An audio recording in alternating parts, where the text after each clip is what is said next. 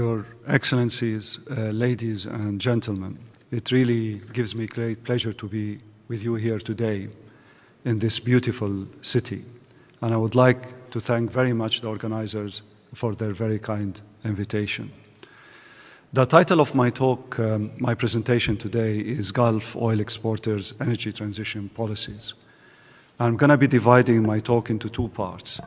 In the first part, I will talk about some of the key features of the energy transition that I will strongly think that they're going to be shaping the Gulf economic strategies looking forward. And then after that, I'm going to be looking into some of the adaptation strategies that some Gulf exporting countries actually can adopt to confront the challenges of the energy transition, but also to capture some of the opportunities. But before doing that, let me say just a few words on the importance of oil rents, that they brought the benefits to those economies. Oil rents have brought massive economic benefits to the oil exporters, and that actually has been reflected in most socioeconomic development and human capital indicators, though this has happened at varying degrees across countries. But we also know that the heavy reliance on oil revenues created its own economic and institutional drawback. The instability and volatility of oil revenues contributed to macroeconomic stability and very volatile economic growth. The distribution of oil rents also contributed to a weak institutional environment and many economic distortions. For instance, it created a very weak private sector, which is heavily dependent on government spending. It has created rigid labor markets. It has created lots of inefficiencies and a wide distribution of subsidies, which distorted consumption and production decisions. And actually, this has been reflected in relatively weak economic growth and declining GDP per capita over time in many of the oil and gas exporting countries.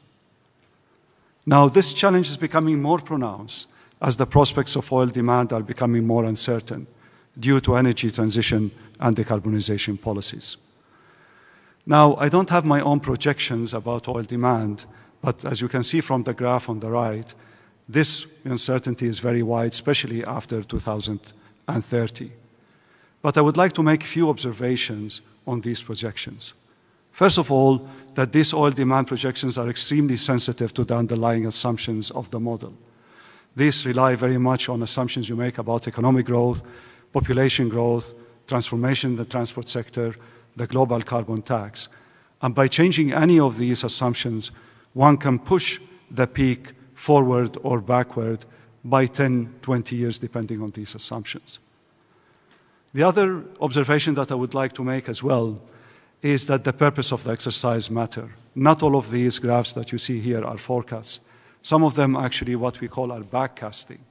They assume that in 2050 we're going to reach net zero, and then they work their way backward. So it's very important to know what's the purpose of the exercise, whether it's forecasting or backcasting. The other observation that I would make as well, that many of these scenarios here are going to be one peak, and after that oil demand is a decline very sharply. And actually this may not be the case. We can see different forms as well. We can see multiple peaks, or we can see actually a peak and then oil demand plateaus, or we can see a plateau after which oil demand declines in a much gradual way. The point that I'm trying to make here is that there is no consensus on many of the underlying assumptions, but also on the transition pathway and their speed.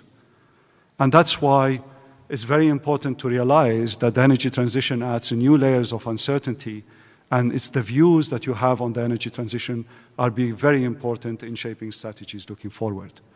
Let me make a few observations which I think are quite important. The first one is that there is no single transition path at the global level. Countries are starting from very fundamentally different positions and will follow different transition paths depending very much on their endowments. The energy transition will not proceed with the same speed across regions. The speed of the energy transition remains highly uncertain because it depends on many factors: policy, technology, finance. Also, the technology will not proceed linearly.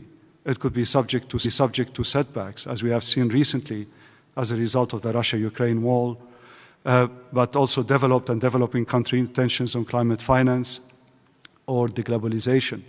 Or actually, it can trigger an acceleration of the transition in some parts of the world. Also, the transition is going to result in demand-supply gaps that could impact availability and the cost of energy at times, as we are seeing today. Also, the energy transition is going to be disruptive, and it will result in massive reallocation of wealth and across countries. And thus, the concept of just energy transition is key looking forward. But regardless of the speed, and regardless of what you think of the energy transition, it's already impacting players' behavior and government, both private and government-private decisions. Now, one of those shifts that we are seeing is the perceptions and players behaving are shifting much faster than the actual changes in the energy mix. And this is, in a way, is already shaping energy industry and some of the key decisions. For instance, in the finance, it's affecting investors' risk preferences. The financing and the cost, the financing cost and availability of finance for hydrocarbon projects has become much more expensive than before. And some of the investments are not flowing into some of the sectors within the energy, for instance, in the coal in most countries. In terms of the international energy companies, we are seeing that these also are adapting their strategies. They're incorporating climate-related objectives into their strategies. They're impacting their capital allocation decisions. They're reducing the share of oil assets in their portfolios. They're trying to increase the share of gas and renewables. And they've all announced, or the majority of them basically have announced, ambitious targets to reach net zero emissions by 2050. It's quite important to recognize that the oil exporters actually face a graver challenge than these international energy companies, for a couple of reasons. The first one is that the proved reserve to production ratios in many countries extend for multiple decades. So they face basically the challenge of monetizing a much larger reserve base. Also, the risk of losses in export revenues could disrupt their socioeconomic well-being, given the high reliance of their economies on oil revenues. So the key question really to me is, what strategy should oil exporters pursue given their domestic economic and political constraints, an energy transition which is changing the